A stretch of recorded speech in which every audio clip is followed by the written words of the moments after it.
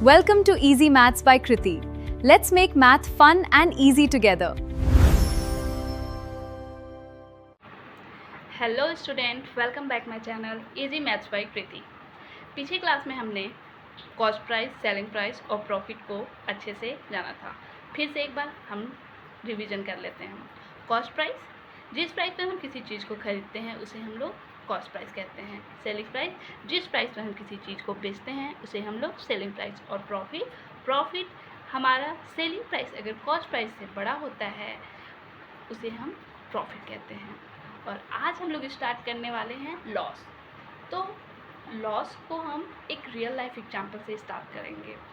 सबसे पहले लॉस का डिफिनीशन, लॉस होता क्या है। तो जब किसी वस्तु को कॉस्ट प्राइस से कम प्राइस पर बेचते हैं तो हमें लॉस होता है। लॉस का क्या फॉर्मूला होता है? लॉस का फॉर्मूला होता है CP माइनस SP, मतलब cost price minus selling price. मान लेते हैं कि किसी पेन को हम खरीदते हैं 50 रुपीज़ में। खरीदना मतलब हम पीछे भी आपको बता चुके हैं, कॉस्ट प्राइस। खरीदना मतलब किसी चीज़ को हम लोग खरीद रहे हैं 50 रुपीज़ में, जो हमारा कॉस्ट प्राइस हो गया, और उसको अगर मैंने बेच दिया 40 में तो ये हमारा सेलिंग प्राइस हुआ। तो आप बता सकते हो कि यहाँ पे मेरा कितना लॉस हो रहा है। तो लॉस का फॉर्मूला ये है, अगर इस फॉर्मूले पे हम इसको रखते हैं तो मेरा 50 माइनस 40 करेंगे तो हमारा कितना आएगा? 10 रुपीज़। तो यहाँ पे हम लोग को टोटल कितने रुपीज़ का लॉस होता है?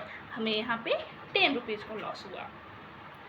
ठीक है, तो अब एक एग्जाम्पल लेते हैं। ठीक है, एक एग्जाम्पल हम लेते हैं। पहला मेरा एग्जाम्पल है कि यदि मेरा कॉस्ट प्राइस 200 है और 200 रुपीज़ है और मेरा सेलिंग प्राइस यदि 224 रुपीज़ है, तो यहाँ पे क्या हो रहा है? आप बता सकते हो कि यहाँ पे मेरा क्या होगा? 200 मेरा कॉस्ट प्राइस और सेलिंग प्राइस मेरा 224 है। तो यहाँ पे मेरा हो क्या रहा है? आपको यहाँ पे निकालना है इस क्वेश्चन में, या तो प्रॉफिट निकालना है और नहीं तो लॉस निकालना है। तो आप क्वेश्चन देख करके समझ सकते हैं कि यहाँ पे मेरा प्रॉफिट निकलेगा या कॉस्ट निकलेगा। जैसे हमने पिछले भी पढ़ा हुआ था कि अगर सेलिंग प्राइस कॉस्ट प्राइस से बड़ा होता है तो हमें क्या होता है? प्रॉफिट मिलता है। यहाँ पे मेरा सेलिंग प्राइस 224 है और कॉस्ट प्राइस मेरा 200 है। तो यहाँ पे मुझे क्या मिल रहा है? तो देखते हैं क्या होता है, क्या निकल रहा है, कितना है टोटल।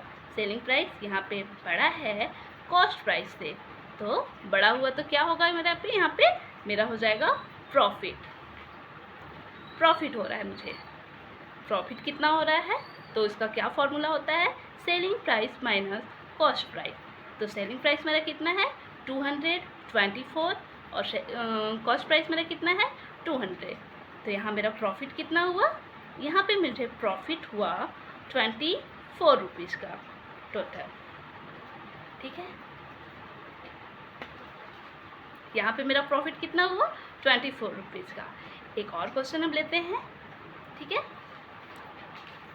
सेकेंड क्वेश्चन हम लेते हैं। मेरा यहाँ पे है कि मान लीजिए यदि कॉस्ट प्राइस मेरा 450 रुपीज़ है और सेलिंग प्राइस मेरा 400 है, तो यहाँ पे क्या हो रहा है? यहाँ पे आप बता सकते हो। यहाँ पे देखा जाए तो यहाँ पे क्या हो रहा है? CP बड़ा है या SP बड़ा है? क्या बड़ा है यहाँ पे? तो यहाँ पे कॉस्ट प्राइस बड़ा है, यानी कि CP बड़ा है। तो यहाँ पे जब CP बड़ा होता है SP से तो क्या होता है? लॉस में होता है। तो लॉस का क्या फॉर्मूला है? पिछले लॉस का फॉर्मूला मेरा ये है, cost price minus selling price. तो मेरा कॉस्ट प्राइस कितना है? मेरा कॉस्ट प्राइस है, लिख देते हैं यहाँ पे formula, cost price minus selling price. तो मेरा कॉस्ट प्राइस है 450 और सेलिंग प्राइस मेरा है 400। तो यहाँ पे मेरा लॉस कितने का हुआ? यहाँ पे लॉस मुझे हुआ 50 रुपीज़ का।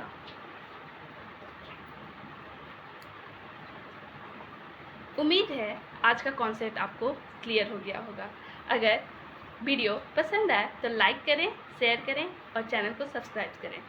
धन्यवाद।